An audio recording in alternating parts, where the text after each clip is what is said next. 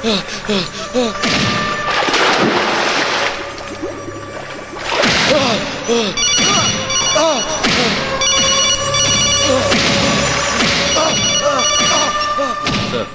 నాగాతో మనకు పని లేదు. సంపేయ్. అవసరమైతే వాడి శవాన్ని మనం వాడుకుందాం. అలాగే sir.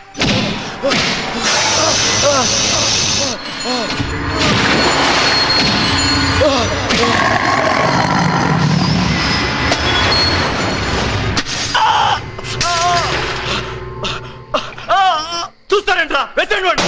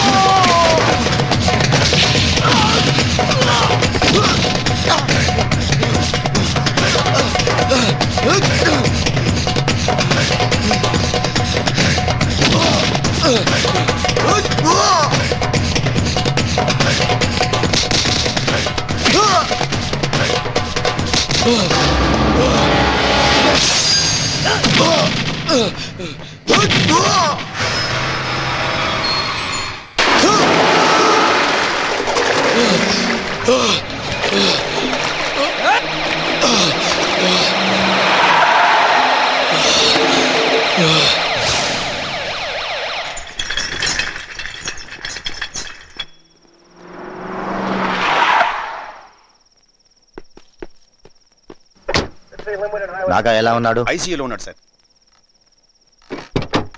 Sir Surya here sir. నాగాని జాగ్రత్తగా చూసుకోండి. Yes sir. ఎల్లుండి కోర్టులో హాజరుపరచాలి. Sir. This is CM order. Okay sir.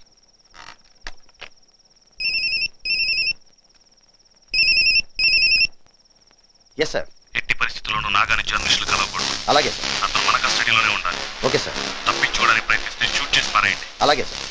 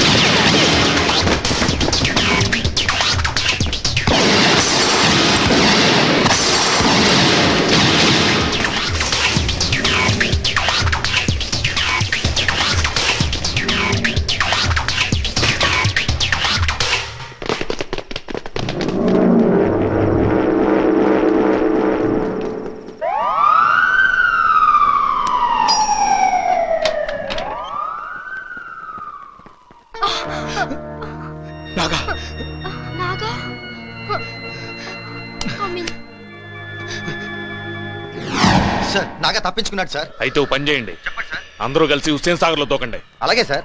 Sir idiot. Thank you sir. City మొత్తం అలర్ట్ చేయి. Be careful.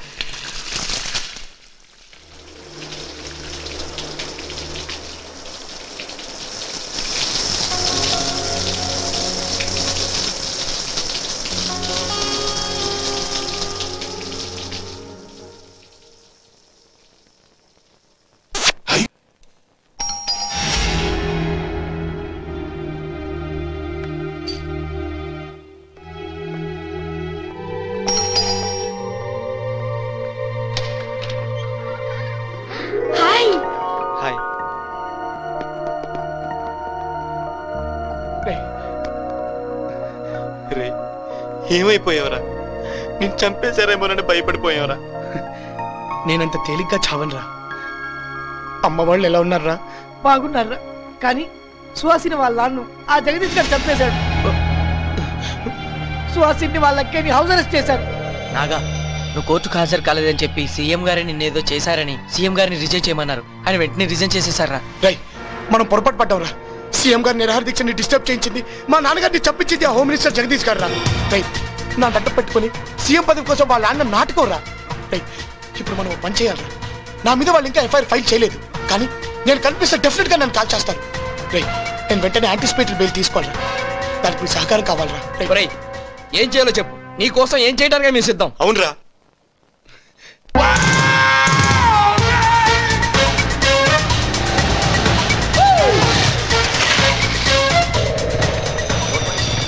సిటీ మొత్తం అలర్ట్ చేశాం సార్. అన్ని వైపులా కార్నర్ చేశాం సార్. ఏ వేషంలో వచ్చినా అతను తప్పించుకోలేదు. I'm looking up. No sir, it's impossible.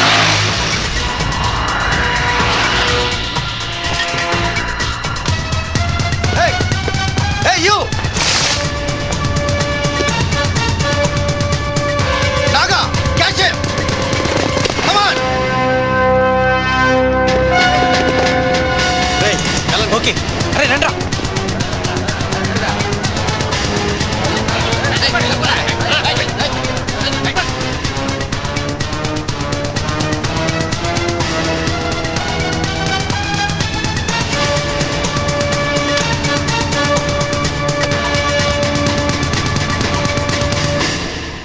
Thank you sir.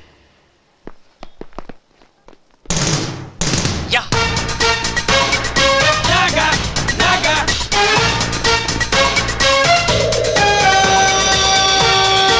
stop there!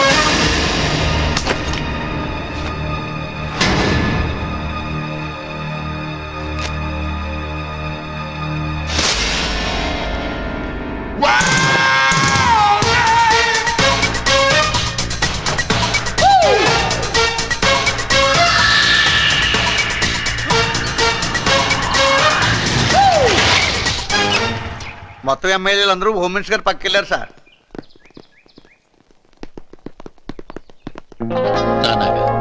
ఇంతకాలం ఏమైపోయావు?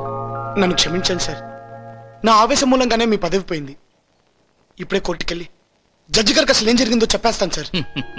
నేను పదవిని పట్టుకుని వేలాడే మనిషిని కాదు నాగా. ఈ రాజకీయం వైకుంఠపాడు లాంటిది.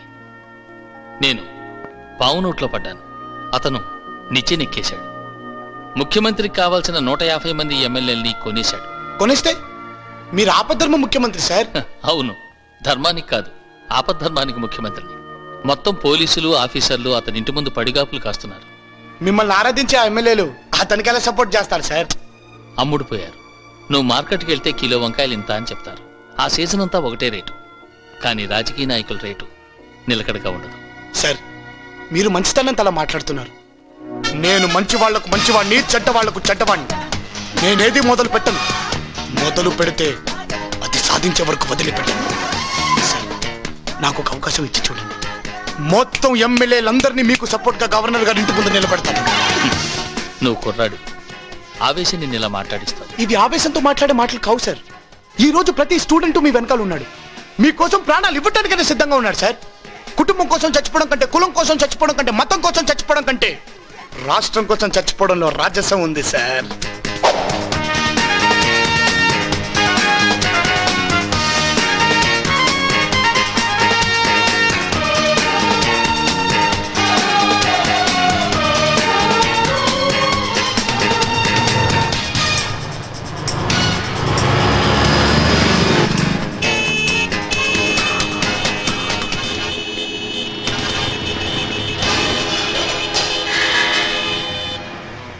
ఎవరు మీరు? జగదీష్ యూత్.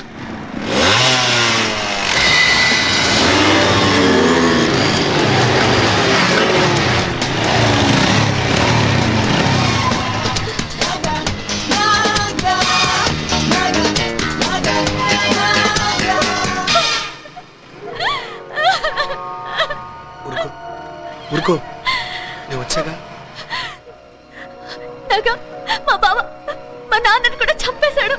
త్వరగా మమ్మల్ని ఇక్కడి నుంచి తీసుకెళ్ళు, లేదంటే బలవంతంగా మా ఆయన సుహాసిని పెళ్లి చేసుకుంటారు. ఇప్పుడు అతను ఎక్కడున్నాడు? హోమ్ మినిస్టర్ తో చేతులు కలిపి ఎమ్మెల్యేలు కొన్ని కార్యక్రమాల్లో ఉన్నారు. వాళ్ళకంటే ముందు మనం ఏదో ఒకటి చేయాలి. మా ఆయన అక్రమంగా సంపాదించిన డబ్బంతా బ్యాంకుల్లో నా పేరునే పెట్టారు. అయితే కమన్, నాతో బయలుదేరండి.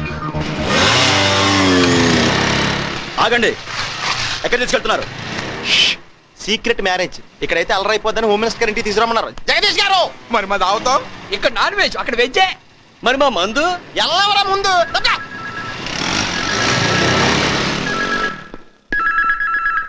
హలో, అంతా ఎక్కడ చచ్చారా? ఇంతసేపు ఫోన్ ఎత్తలేదు. అమ్మగారు అక్కడ? మిగతానికే వచ్చాడు కదా సారు. నాకాడికా? మిమ్మల్ని కాపలా కాయమంటే నా దగ్గరకు వచ్చారంటారేంట్రా? జగదీష్ యూత్ అని మీరేగా సారు అంతమంది పోరగాళ్ళని ఏడాది పంపించండ్రు. జగదీష్ యూత ఎక్కడికి తీసుకెళ్లారా? హోమ్ మినిస్టర్ తానికి. హోమ్ మినిస్టర్ దగ్గర? ఏంటయ్యా ఫేస్ లో ఫీలింగ్ అట్లా మారిపోతున్నాయి ఏంటి? ఆ నాకాడొచ్చి మా ఆవిడ్ని మరదల్ని తీసుకెళ్లాడంట. వారిని ఎన్నాళ్ళు మనం మార్చేవాళ్ళం పార్టీలు, ఇప్పుడు పెళ్ళాలు మారుతున్నారు అనమాట. సార్ జోక్ లేకండి సార్. ఎమ్మెల్యేలు కొందామని దాచిన డబ్బంతా మా ఆవిడ పేరు మీద బ్యాంక్ లాకర్ లో ఉంది. కత్తి లేకుండానే గుండు గీసేసాడండి. వెంటనే బ్యాంకులో నీటి ఫోన్ చేయి.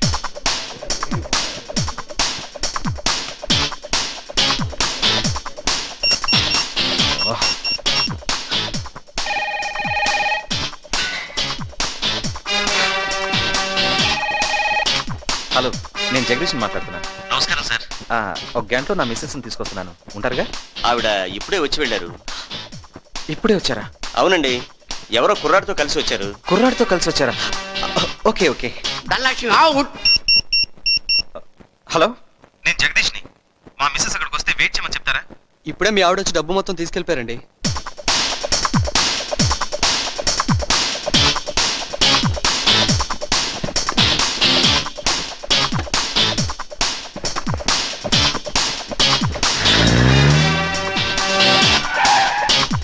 ఆంధ్ర బ్యాంక్, నేను జగదీష్ మాట్లాడుతున్నాను.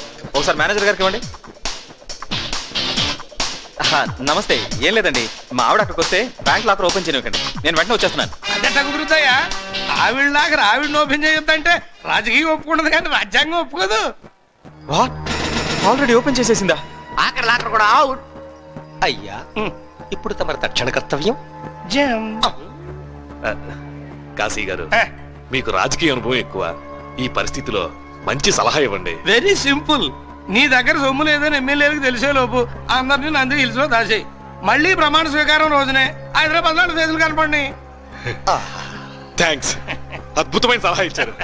జగదీష్ పద. Thank you.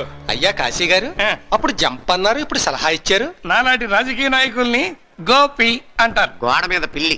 అదే, ఒకవేళ నాగా ఎమ్మెల్యేలందరినీ కొనేసాడు అనుకో, అటు జంప్ అయిపోతాం. అలా కాకుండా హోమ్ మినిస్టర్ అందరినీ నంది హిల్స్ పంపేశాడు అనుకో, జంప్. అదే అనుభవం తక్కువ అంటే. దీన్ని జంప్ అనరు, క్యాంప్ అంటారు. మహాప్రభు, ఒక్కసారి మీ కాళ్ళు ఇవ్వండి. పొరపాటున కూడా నా కళ్ళు గుంజే అవకాశం ఒక్కడికి కూడా ఇవ్వను. ఫుల్గా